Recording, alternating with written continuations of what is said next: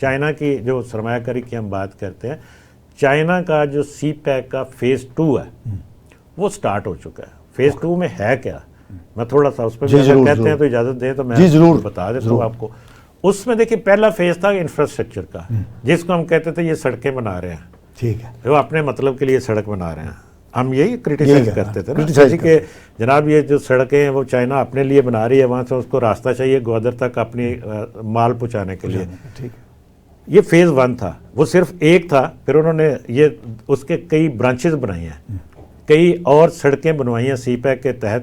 ابھی ریسنٹلی آپ اندازہ کر لیں نا، انہوں نے ایک دابیجی پمپنگ اسٹیشن ہے وہاں پہ، جو وہاں سے لے کے واٹر سپلائی کا جو پروجیکٹ ہے کراچی کو، اس کو سندھ گورنمنٹ نے اناؤنس کیا ہے کہ جی کہ ہم یہ سی پیک کے تحت کر رہے ہیں. اس میں یہ یعنی چائنا کی سرمایہ کاری وہاں پہ بھی ہوگی اور وہ اس پروجیکٹ کو مکمل کریں گے. اس میں زیادہ تر جو سرمایہ کاری ہے نا وہ لونز نہیں ہے، یہ بات بھی ذہن میں رکھنی چاہیے ہمیں.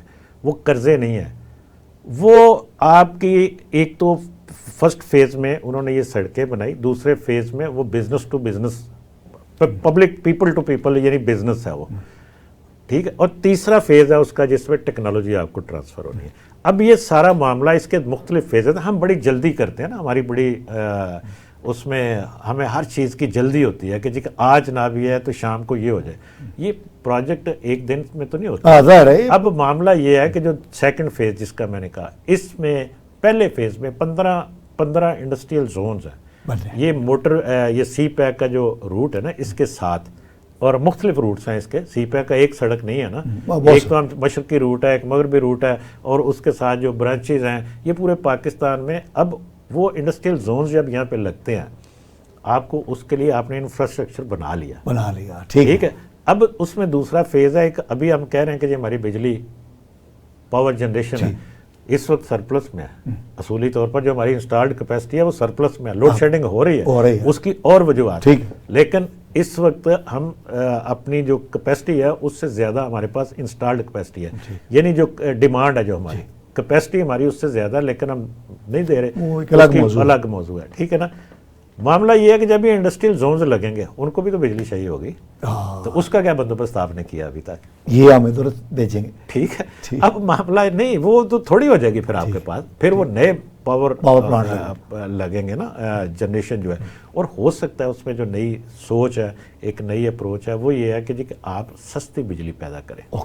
اس میں سب سے سستی بجلی پاکستان میں اس وقت ہم سمجھتے ہیں کہ یار پانی سے بجلی بڑی سستی بنتی ہے، نو ڈاؤٹ، لیکن آپ کا پانی جو مسلسل آتا ہے تو پھر بنے گی، ٹھیک ہے. اگر پانی آنا آپ کا 2 مہینے 3 مہینے تو باقی 10 مہینے کیا کریں گے، ٹھیک ہے. تو مطلب ایک سوال اس پہ اٹھتا ہے نا کہ باقی ہم 10 مہینے کیا کریں گے. تو اس کے لیے آپ کو سب سے جو بہتر اس وقت سمجھا جا رہا ہے وہ آپ کا تھر کول ہے، اور وہ سستی ترین بجلی آپ کی پیدا کر رہا ہے اس وقت بھی. وہاں پہ جو اینگرو نے یہاں پہ لگائے ہیں نا سندھ میں جو لگے ہیں پاور پلانٹ، وہ تقریباً میرا خیال ہے 1200 میگا واٹ تک پہنچ چکا ہے. ان کا تیسرا جو پلانٹ لگ رہا ہے وہاں پہ یونٹ لگ رہا ہے 400 کے.